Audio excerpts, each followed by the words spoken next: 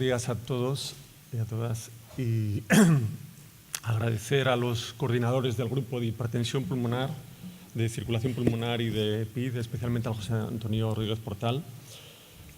Pedirles disculpas porque evidentemente esta mañana estamos hablando de tres temas que son tres círculos concéntricos, con lo cual nos vamos a solapar en algunas cuestiones, aunque espero que luego en el debate sea lo más enriquecedor. Hemos estado hablando cómo hablar de enfermedades intersticiales, la clasificación última de Dana Point y las guías del 2015 nos la recogen en el 3.2, enfermedad intersticial, como tiene aquí reflejada, pero hemos sido algo más piratas que el doctor Quezada y verán algunas diapositivas que son las mismas que las que se han presentado hace unas semanas en Niza. Y cambia ese 3.2 por enfermedad restrictiva, un pequeño matiz, un matiz puntual, pero que, pendiente de publicación, es como nos vamos a estar refiriendo a lo largo de la charla. No hemos entrado en detalle porque también es otro tema de debate, pero claro, es que en esta última simposio, y evidentemente me daban ganas que el doctor Barberá hubiera seguido desde su primera exposición hasta el final, por su gran experiencia nacional e internacional, nos hubiera aportado mucho más, pero nos toca hablarles. Y claro, se ha redefinido el término de hipertensión pulmonar. Y claro, lo primero que nos llama la atención es decir, todo lo que vamos a decir después, si es más leve, si es más severa, va a tener o no repercusión. Pero bueno, ahí lo dejamos porque evidentemente la definición ha bajado. Si bajamos listón, vamos a tratar más, vamos a tener que ser más agresivos. Eso ya daría para mucho debate. Ya se ha planteado cómo lo que nos inquieta sobre todo son las formas severas, con presiones por encima de 35 o más bajas, por debajo de 25, con índices cardíacos bajitos, pero volvemos a insistir que esa redefinición nos puede plantear otro tipo de incógnitas.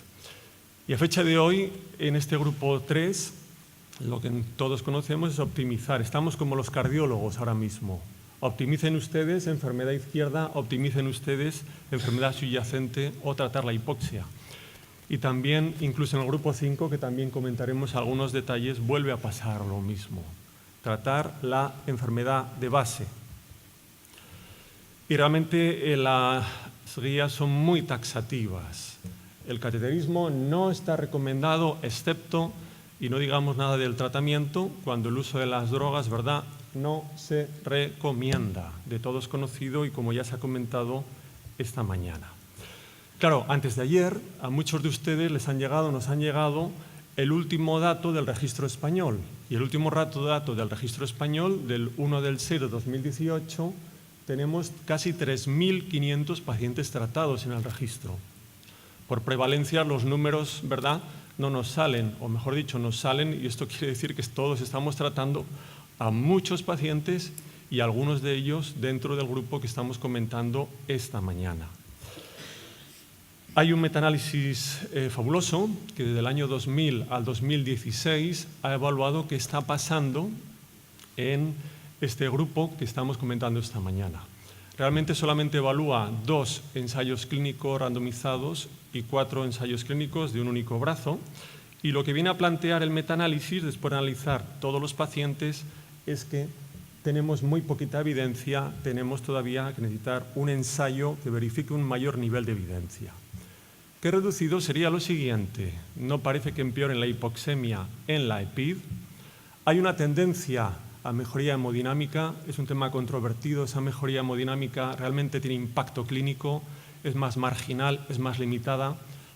Hay una tendencia a mejorar la capacidad de ejercicio, sobre todo en el test de 6 minutos marcha, pero fíjense ustedes que el metaanálisis recoge, no llega ni a 100 pacientes los tratados con nuevos vasodilatadores específicos pulmonares y estamos hablando de un cierto sesgo. ¿Por qué? Porque son pacientes más jóvenes, son pacientes que están ya en lista de trasplante, que por lo tanto tienen menos comorbilidades y que al mismo tiempo tienen mayor grado de severidad.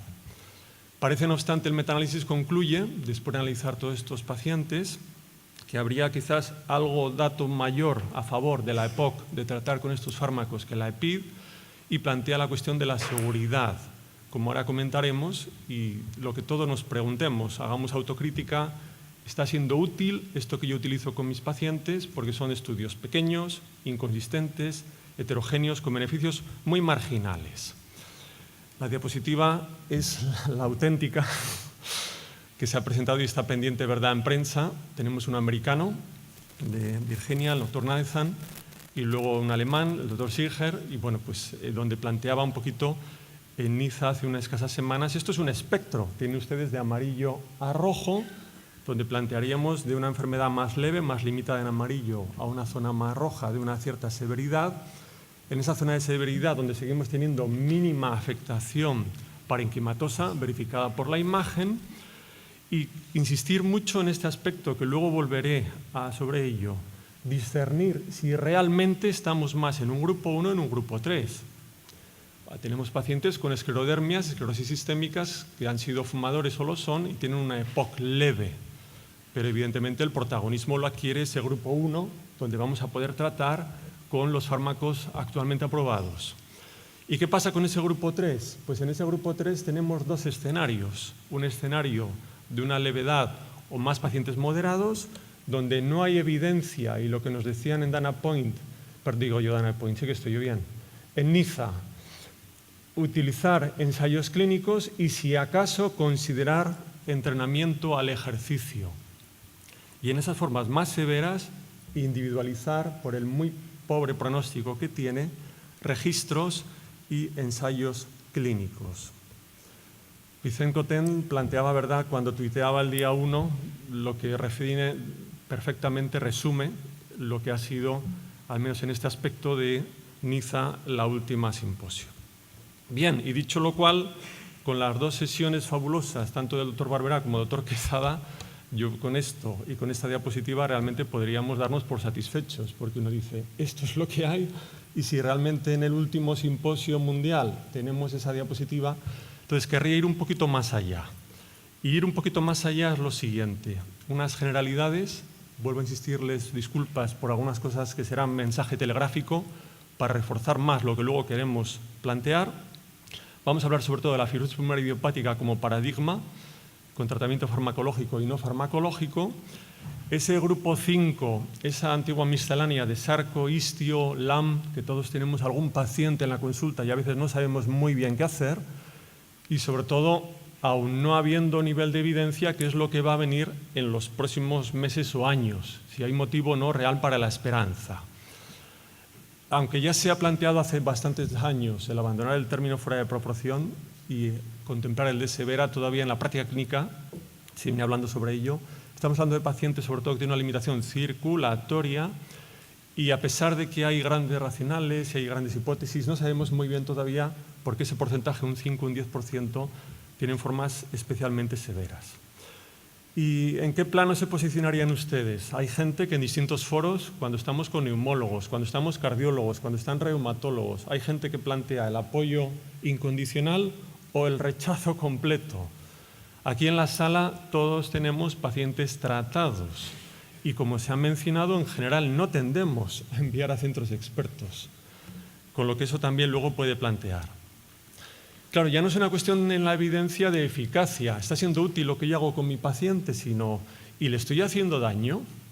Pues como ha planteado fenomenalmente el doctor Barberá con su gran experiencia, es decir, tenemos el riesgo de empeorar, no tanto, ¿verdad?, en el intersticio, pero al inhibir esa vasoconstricción hipoxémica fisiológica, hay pacientes en los cuales, que además de enfermedad intersticial, pueden tener un enfisema, como se ha comentado. ¿Qué sucede con la enfermedad venoclusiva adyacente? Que cuando utilizamos un vasodilatador vamos a contribuir al mayor edema de estos pacientes. Presente la venoclusiva en la fibrosis pulmonar, en la sarco, sobre todo evidentemente en conectivopatías, predominantemente la esclerodermia, pero pacientes que han sido irradiados, que han estado con fármacos, etc. Y luego el tercer interrogante en ese peligro, la suspensión en los ensayos clínicos. Ha habido dos ensayos que ahora mencionaremos que ante la mayor mortalidad se han tenido que finalizar prematuramente. Es decir, que ya no es cuestión de que aportemos, sino de que no hagamos daño.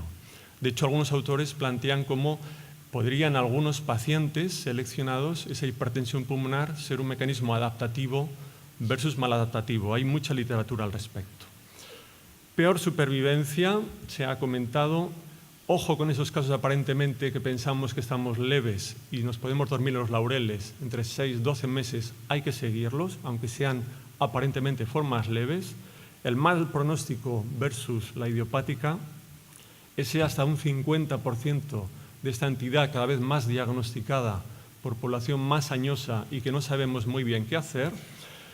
Y aquí sí que querría detenerme un poquito más porque este fin de semana está siendo celebrado en Chicago el ASCO, el Congreso Americano de Oncología, donde plantean que no hay cáncer de pulmón, hay 15 cánceres de pulmón.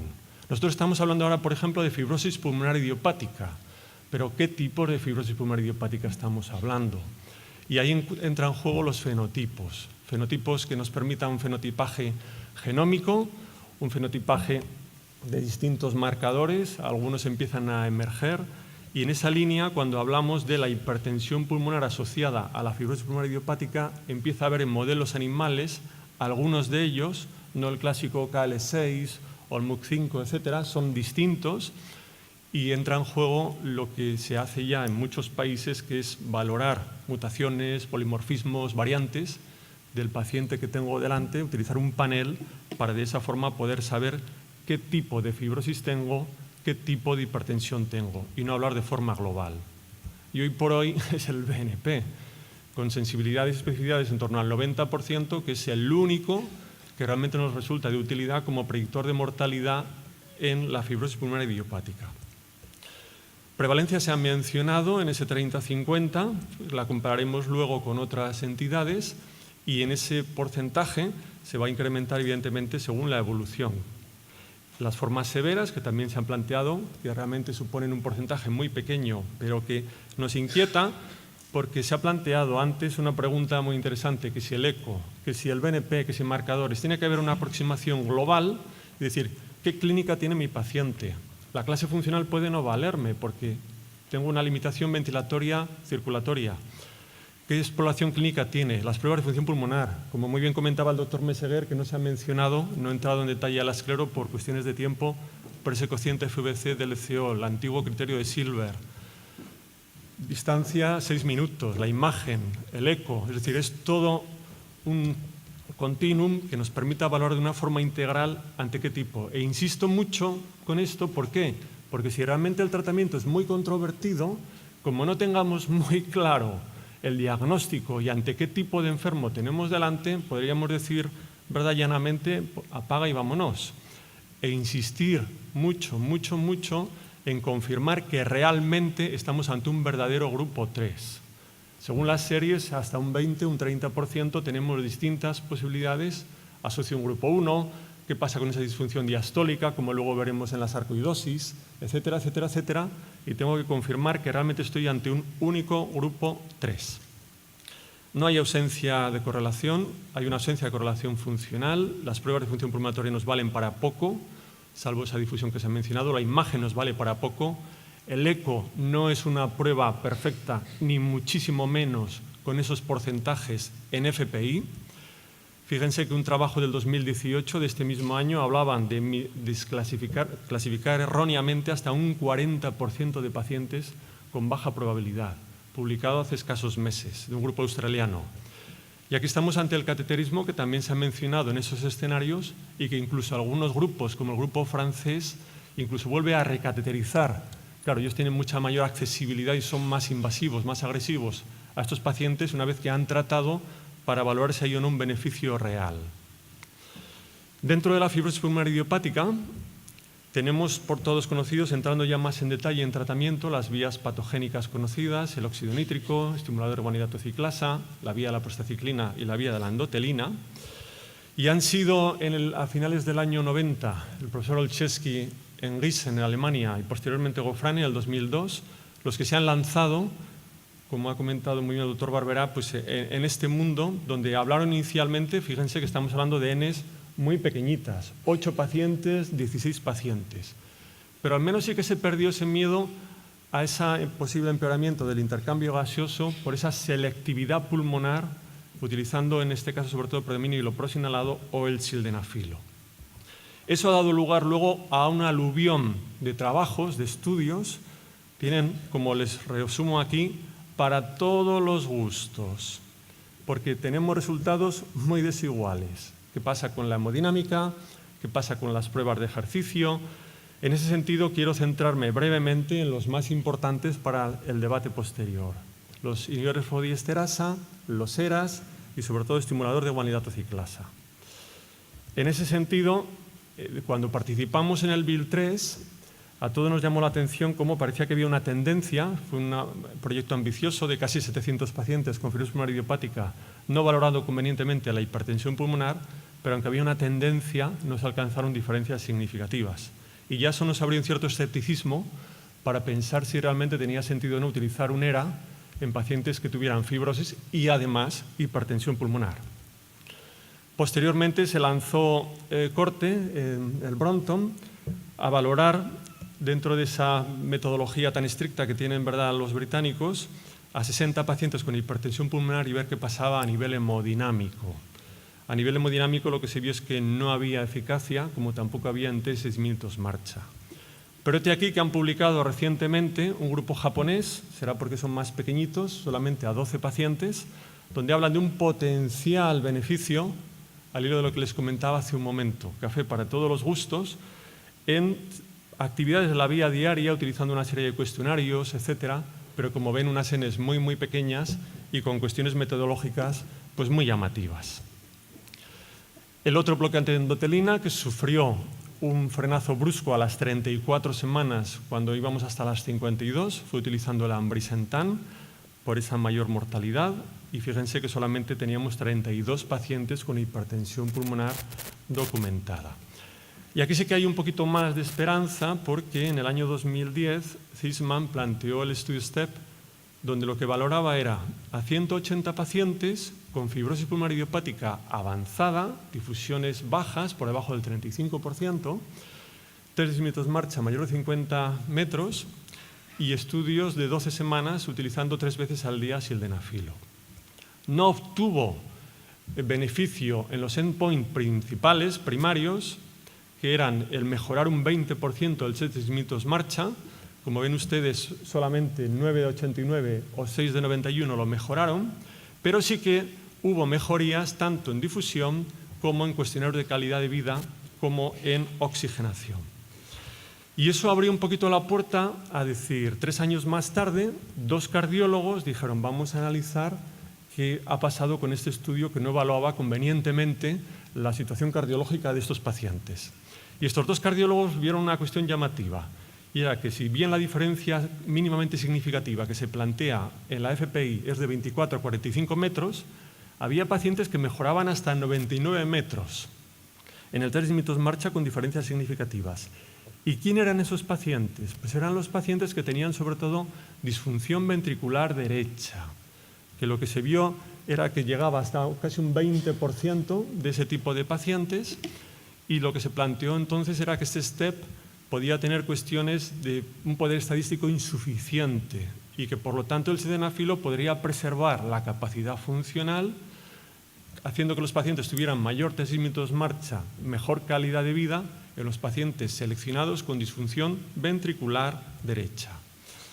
Posteriormente, visto esto, en el 2013 se lanza a todo el mundo, y uno de los trabajos más curiosos que ha habido, porque le han dado, como se dice vulgarmente, por todos los lados, ha sido al pobre Sagar en Los Ángeles, donde lo que hizo fue decir, nuevamente, pacientes que tuvieran disfunción ventricular, voy a utilizar en este caso treprostinil intravenoso, eran pocos pacientes, 15, pero mejoraba todo y además espectacularmente.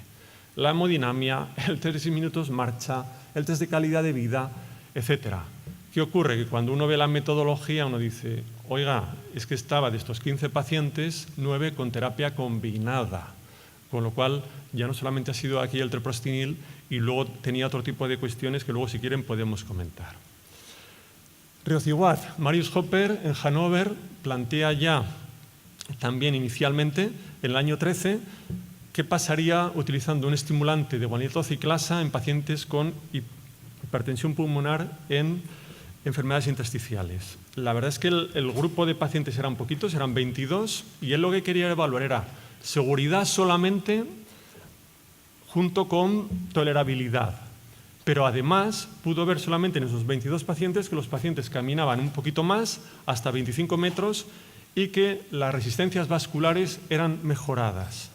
Y eso abrió un racional para que posteriormente, junto con esta mejoría hemodinámica que les mencionaba, se hiciera un estudio mucho más ambicioso posteriormente, aunque España participó con poquitos pacientes, que era el RISE, y lo que se vio durante el seguimiento de estos pacientes fue que hubo que interrumpirlo de forma precoz con una nota de farmacovigilancia, porque de los 145 pacientes que pudieron introducir, en el ensayo hubo 17 fallecimientos. Otros pacientes tuvieron eventos adversos graves a expensas de problemas respiratorios, fundamentalmente infecciones. Como ven, ya tenemos 2 ensayos, Artemis, el RISE, donde han sido frenados por posibilidad de hacer daño.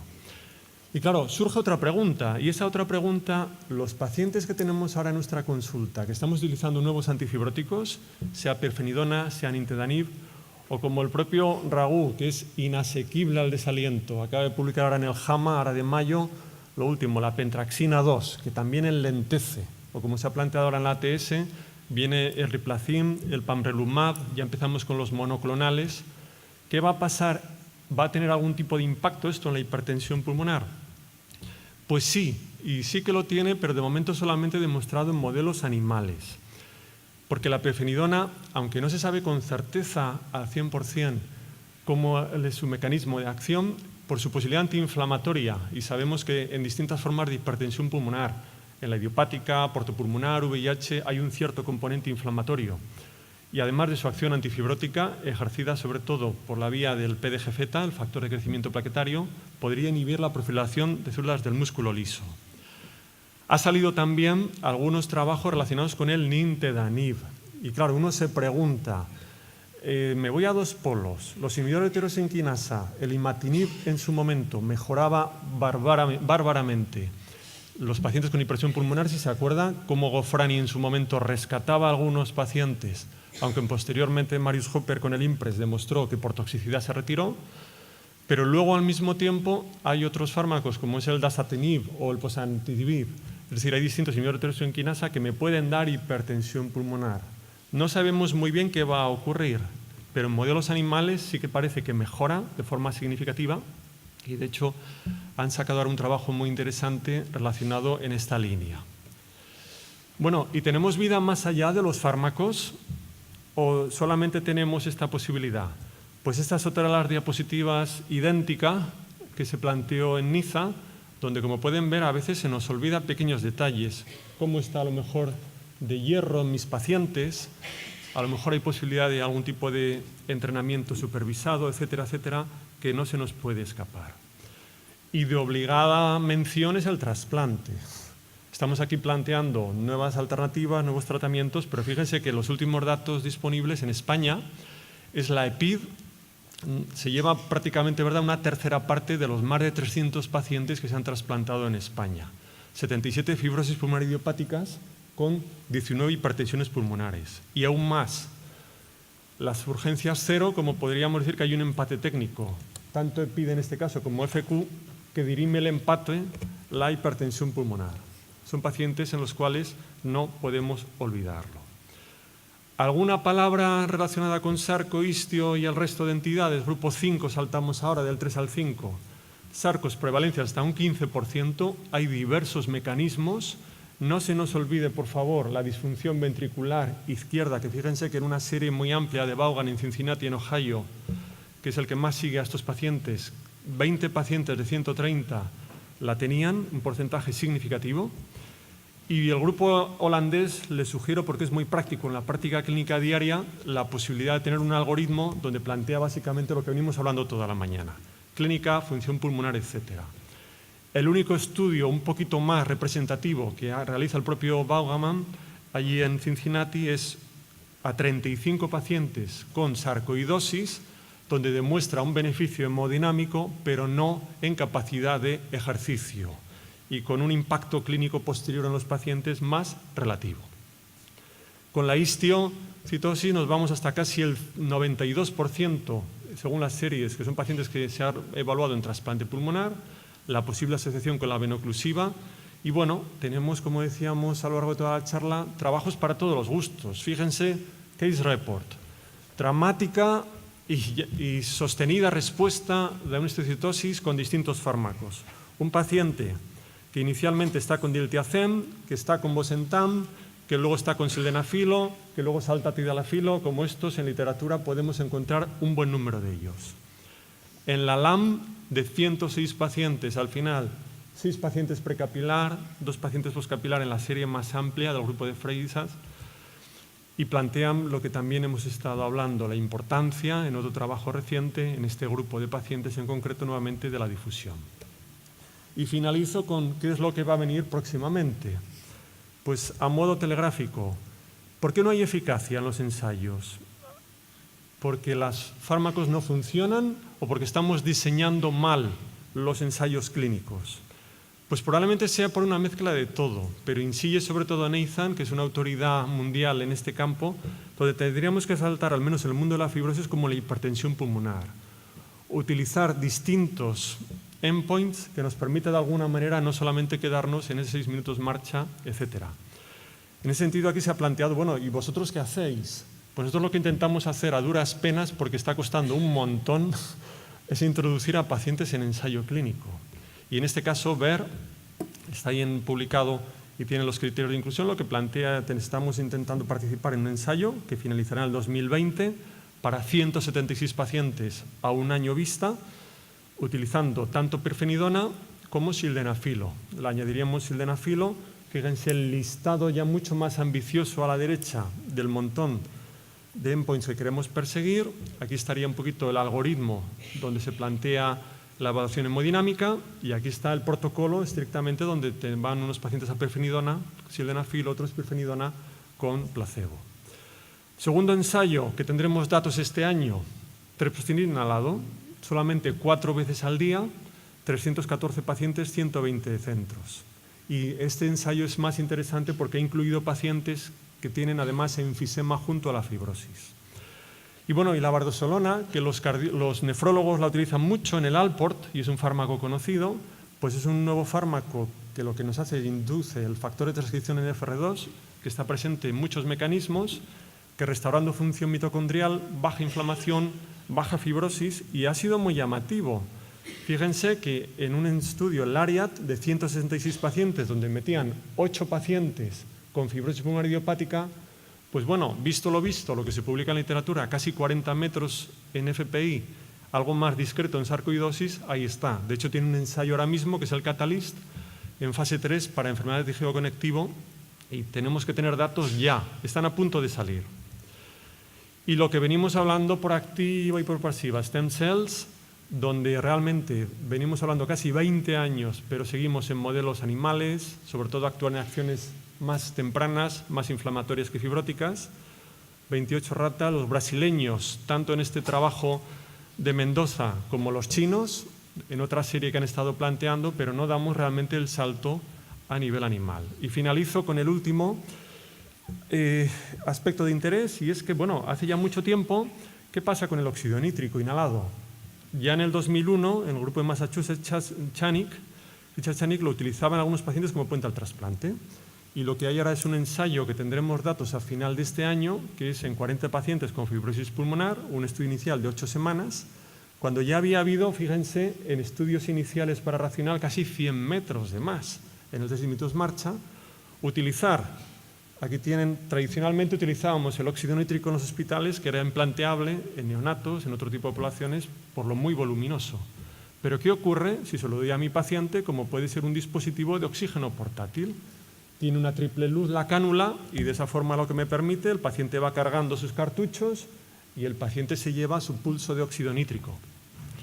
Tiene un mecanismo dual, se están seleccionando ahora los pacientes con evaluación tanto por eco, como estamos haciendo ahora mismo con 3 minutos marcha, y le seguiremos a 4 meses. Es una N pequeñita todavía, pero abre una pequeña puerta y veremos qué pasa.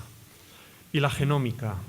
Todo el Omics, les recomiendo, ha salido publicado ahora en mayo del 2018, cómo mejorar todo el aspecto experimental en este tipo de enfermedades, porque lo que les acabo de decir, ahora mismo a veces estamos nosotros los neumólogos solo aquí, pero ¿y qué hay de todo esto?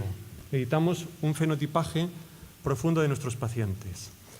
Y ahora hace 10 años que el biobanco en fibrosis pulmonar idiopática y también hipertensión pulmonar, pues ha cumplido su aniversario. Y a veces remitimos pocas muestras, buscamos pocos fondos, aportamos poco conocimiento. Finalizo. Hoy por hoy los resultados son decepcionantes o marginales, colaterales, aportan muy poquito en FPI con hipertensión pulmonar. No hay mejoría hemodinámica, no hay mejoría de la vasculopatía y por lo tanto eso no se traduce en mejoría al esfuerzo. Los registros son un poquito más optimistas porque sí que demuestran estas mejorías que les hemos estado refiriendo. Hay un posible beneficio en la supervivencia con sildenafilo, como demuestra Marius Hopper en el COMPERA en el 2015.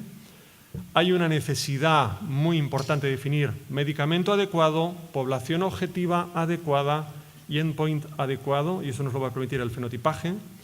¿Qué pasa con el ventrículo derecho? Daría para otra charla, pero definir el impacto real de los fármacos sobre el mismo.